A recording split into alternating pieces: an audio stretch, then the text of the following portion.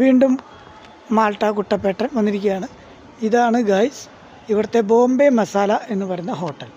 ഇവിടുത്തെ ബിരിയാണി നല്ല ബിരിയാണിയാണെന്ന് പറയുന്നുണ്ട്. ഇതാ എൻ്റെ കൂട്ടുകാരൻ നേരം വൈകി ഇറങ്ങി ഓടുകയാണ് ഗൈസ്.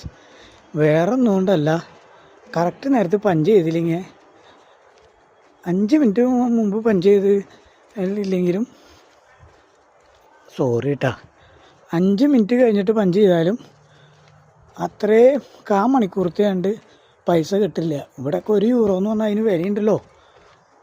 ഇതാണ് മാൾട്ട നൈറ്റ് ലൈഫ്.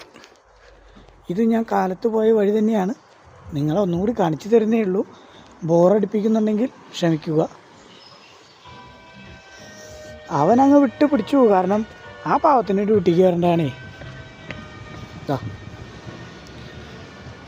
ഇനി നിങ്ങൾക്ക് ഞാനൊരു കട പരിചയപ്പെടുത്തി തരാം. മാൾട്ടയിൽ വന്ന ദിവസങ്ങളിൽ കയ്യിലധികം പൈസ ഇല്ലാതിരുന്നപ്പോൾ ഞങ്ങൾക്ക് സഹായമായ ഒരു കടയാണ്. ആ കടയിൽ നിന്നും ഞാൻ കാലത്ത് കാണിച്ചിരുന്നു. അത് ആ ബസ് വന്നപ്പോൾ പിന്നെ എനിക്ക് എടുക്കാൻ പറ്റിയില്ല. വീണ്ടും ഞാൻ ഇപ്പോൾ നിങ്ങൾക്കത് കാണിച്ചു തരാം. അപ്പോൾ ഈ ബസ് സ്റ്റോപ്പ് എത്തിയിരിക്കുന്നുണ്ട്. ഈ കാണുന്ന കടയാണ്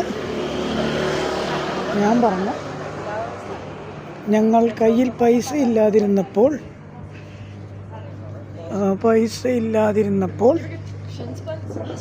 70 സെൻറ്റിന്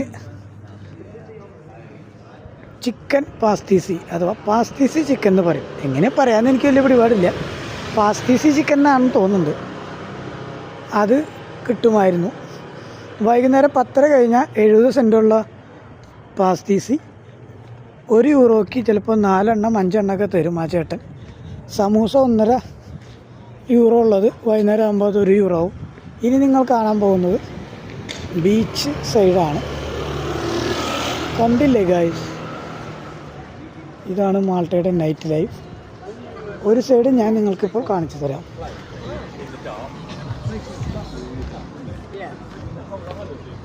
റോഡ് ക്രോസ് ചെയ്തിട്ട് വണ്ടി നോക്കിയിട്ട് വേണം കിടക്കാൻ. ഇതാണ് മാൾട്ട നൈറ്റ്. ഇതിൻ്റെ തന്നെ നാളെ കാലത്ത്